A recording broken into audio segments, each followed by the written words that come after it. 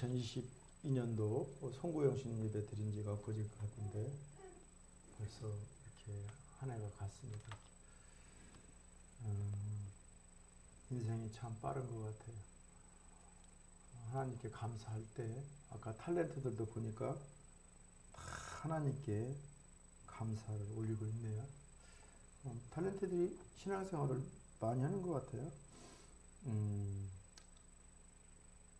어쨌든 오늘 우리 원 없이 하나님께 영광을 돌리고 또 2024년도를 준비하는 결단이 있기를 바랍니다. 우리 찬양하고 하나님 말씀 듣도록 해요.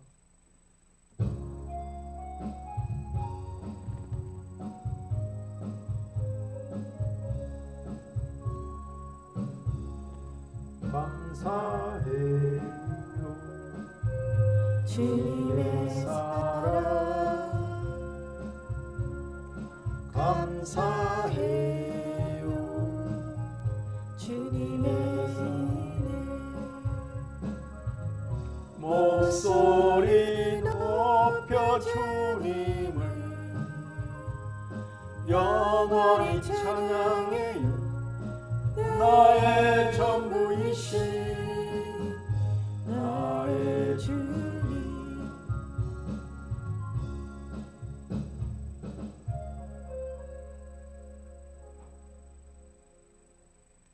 하나님 감사합니다. 올 한 해도 주님의 은혜 가운데 여기까지 왔습니다. 이것이 우리 하나님의 은혜요 우리 예수님의 사랑이요 성령님의 인도하심을 믿습니다. 하나님 오늘 원없는 하나님의 은혜에 감사하고 또 2024년도를 준비하게 하여 주옵소서. 우리 예배를 받아주시고 주여 기름 부어 주시옵소서. 은혜를 내려주시옵소서. 한 분도 그냥 왔다 그냥 가지 않게 하시고 주님 만나는 은혜와 은총을 나려 주옵소서. 예수님의 이름으로 기도합니다. 아멘.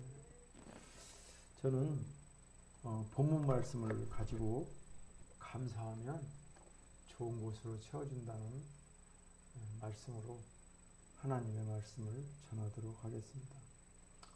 어떤 랍비가 당나귀를 타고 닭 한 마리와 등불 천막을 싣고 여행을 합니다.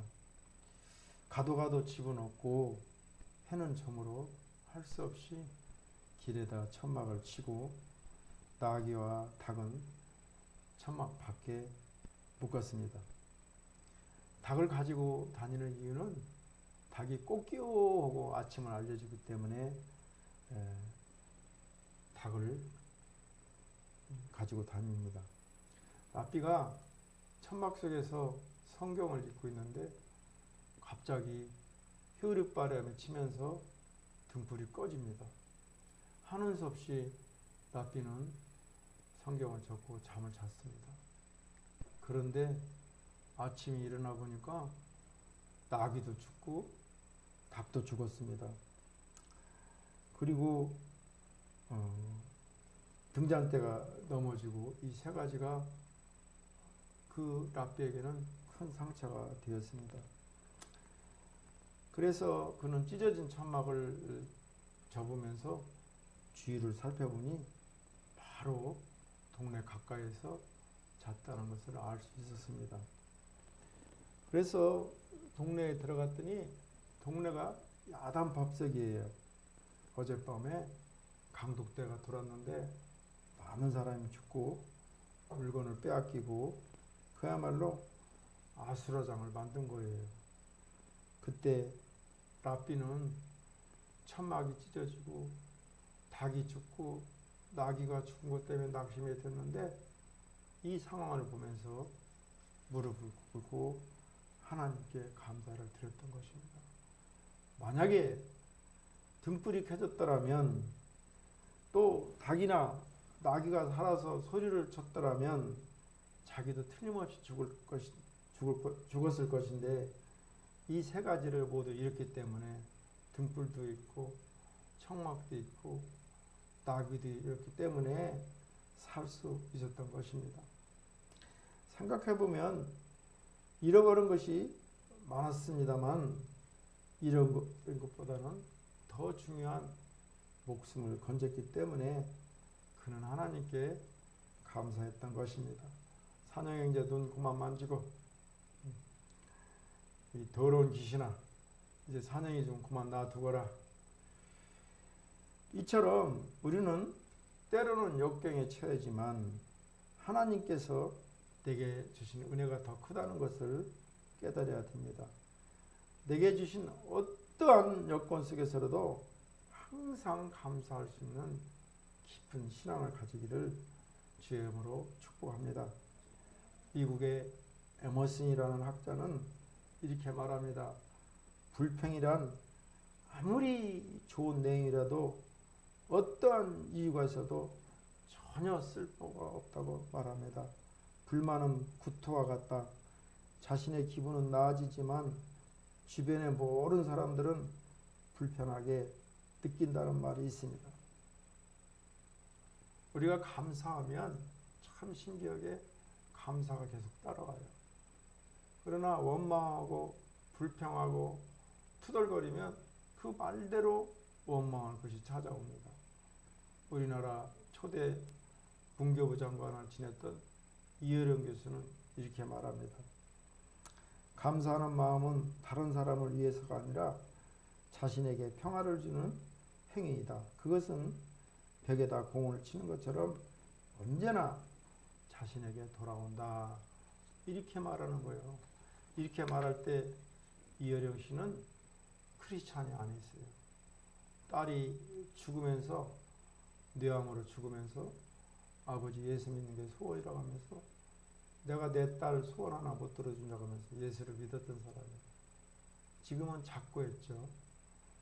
이와 같이 하나님을 믿지 않는 사람도 감사하면 그 감사가 벽에 대치는 공과 같이 자기에게 돌아온다는 것을 깨달았던 것입니다.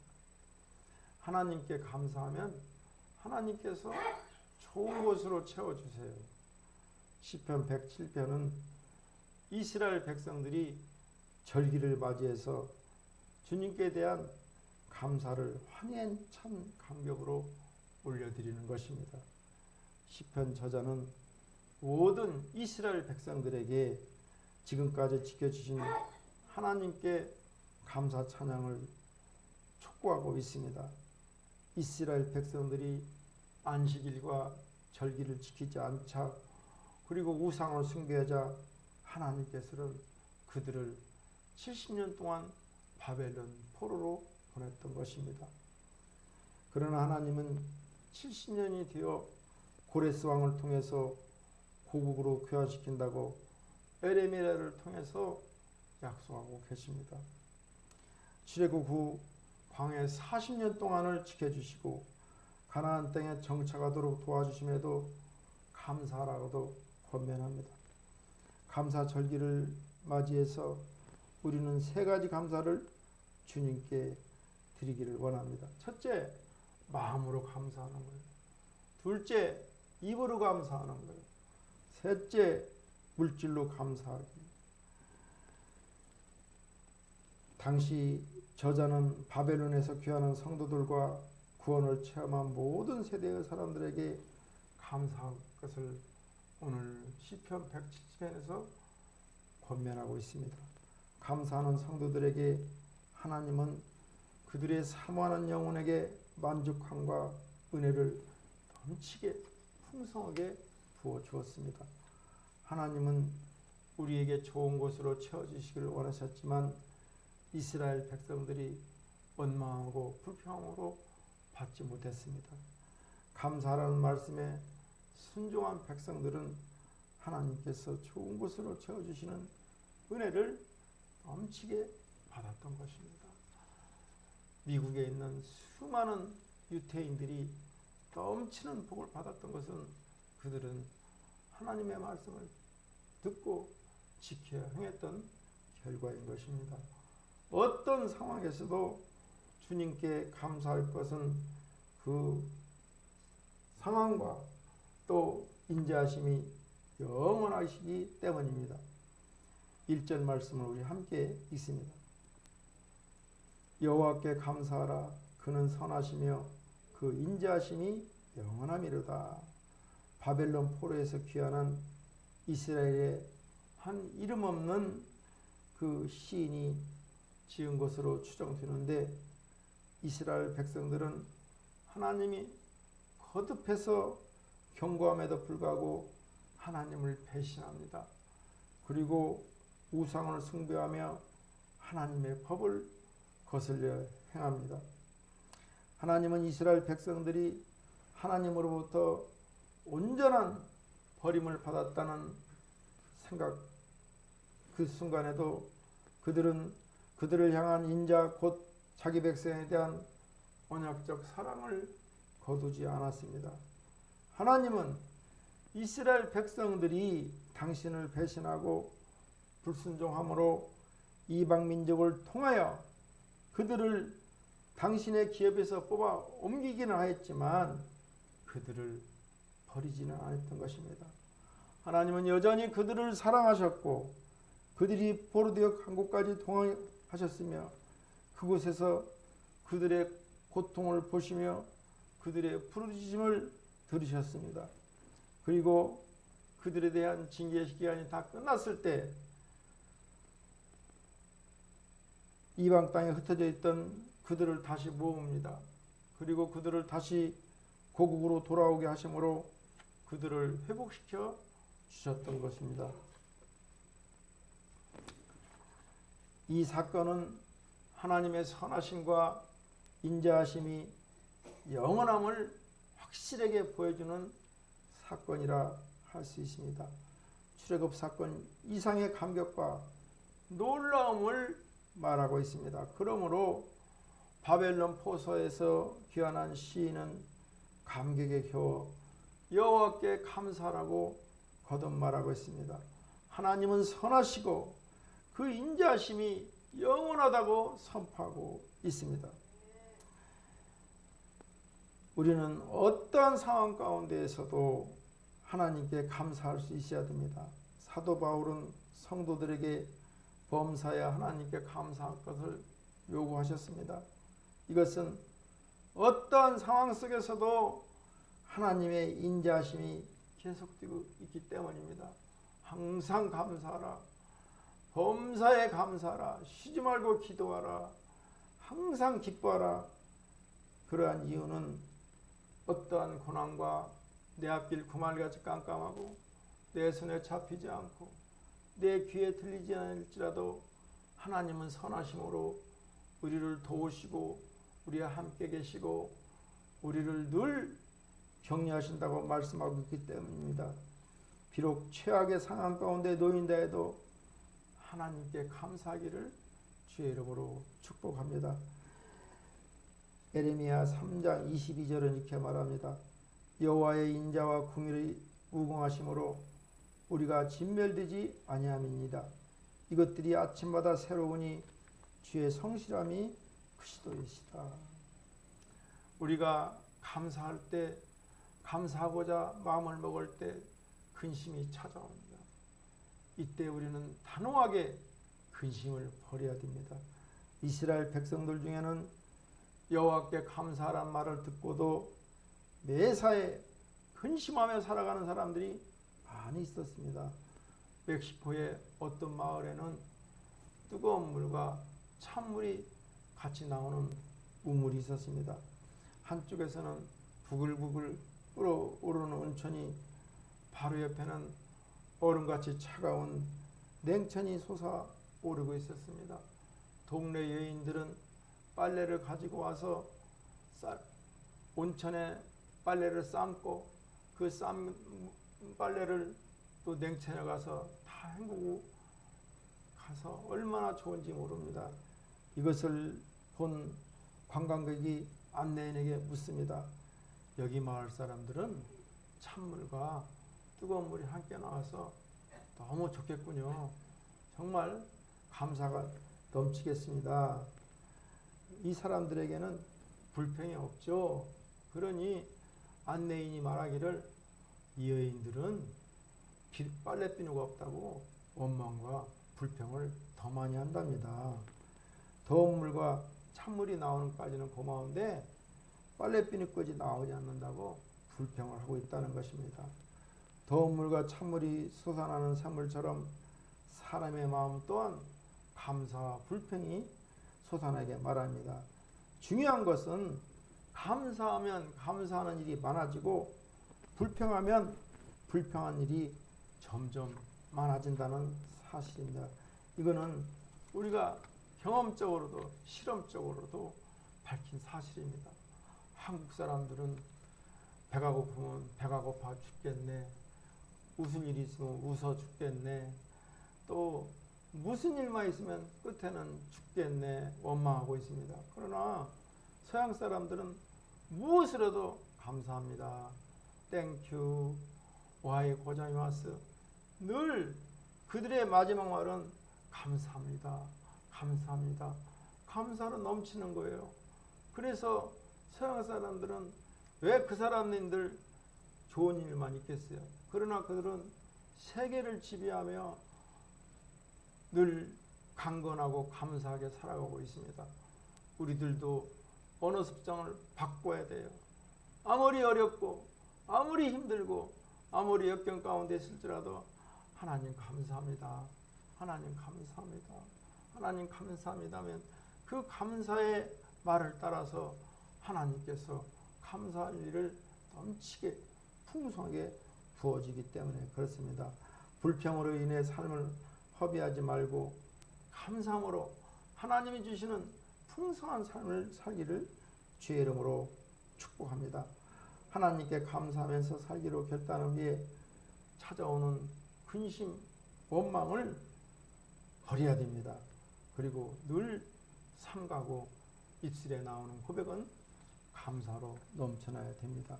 마지막으로 범사에 감사하며 살아가야 됩니다. 시편 기자의 교훈을 받은 이스라엘 백성들이 여호와 하나님께 범사에 감사하면서 살기로 결단합니다.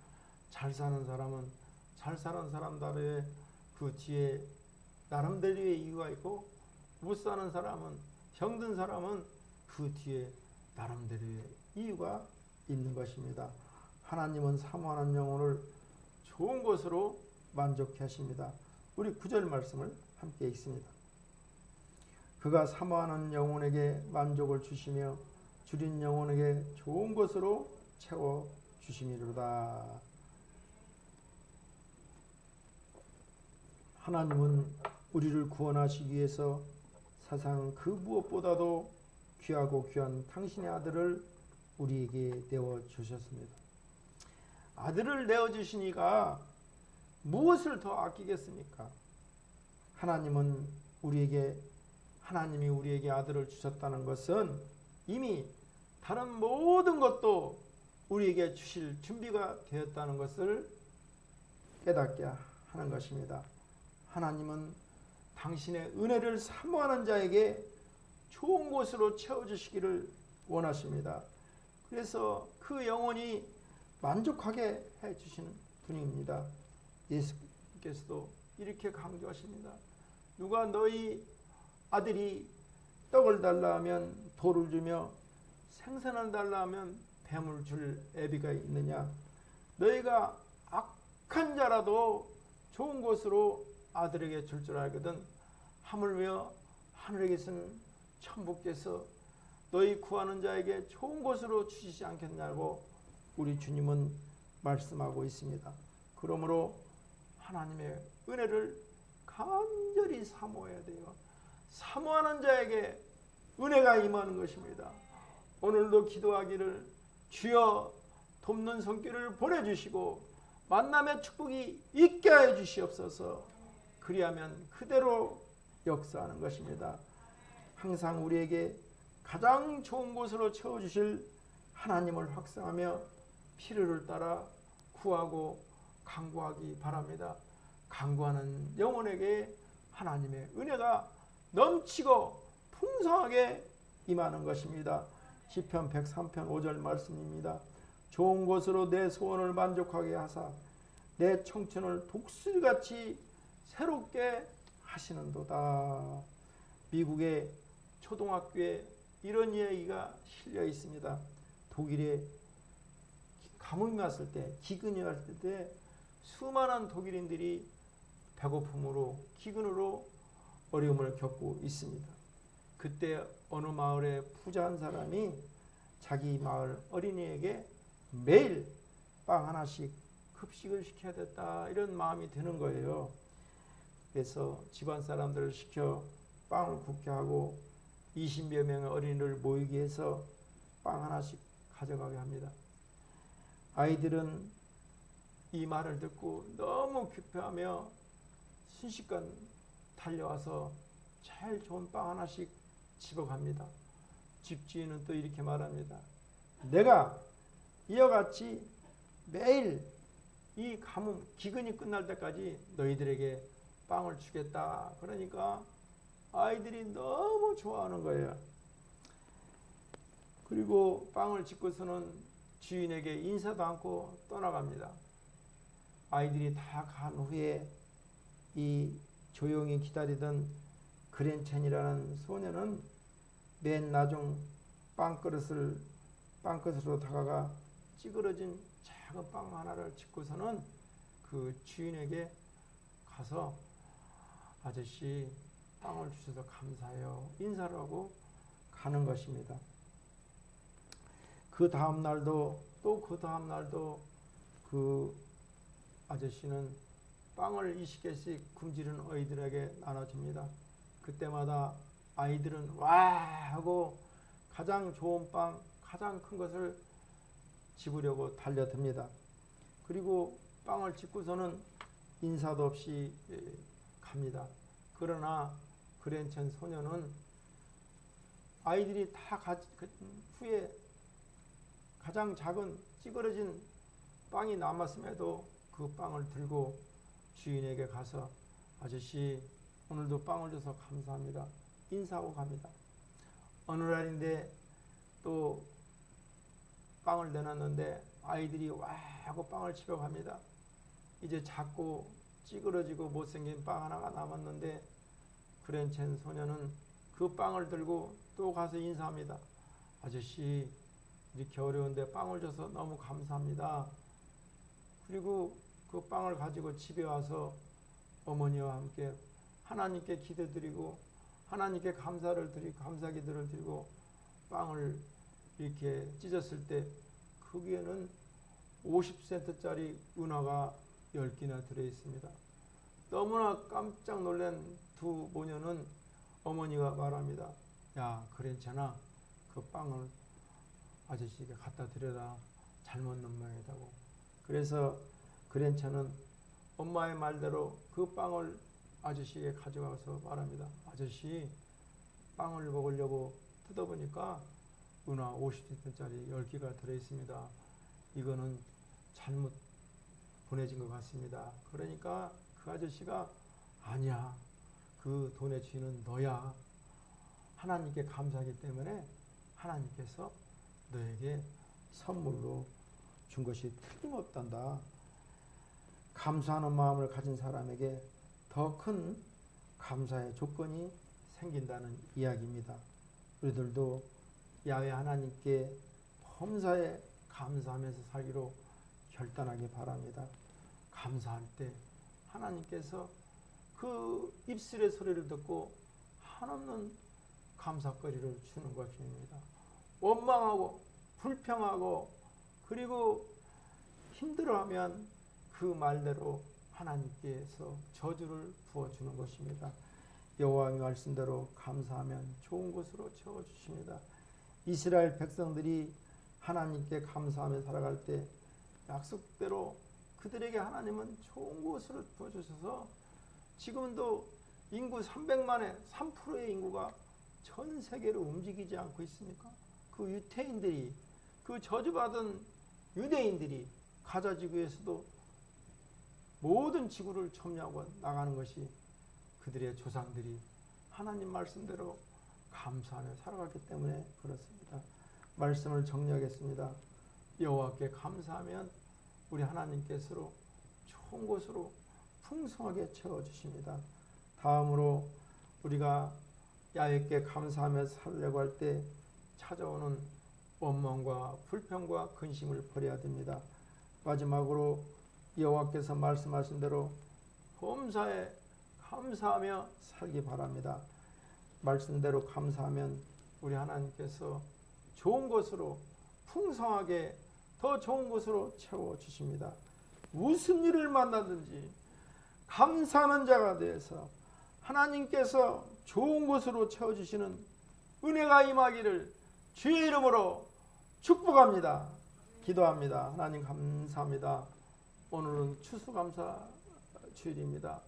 하나님, 내 앞길 구말같이 깜깜하고 내 손에 잡히는 거 없고 내 귀에 들리는 거 없을지라도 오늘 명령에 순종해서 항상 감사하며 항상 기뻐하며 쉬지 않고 기도함으로 하나님께서 풍성하게 넉넉하게 주시는 하나님의 은혜를 받게 하여 주옵소서.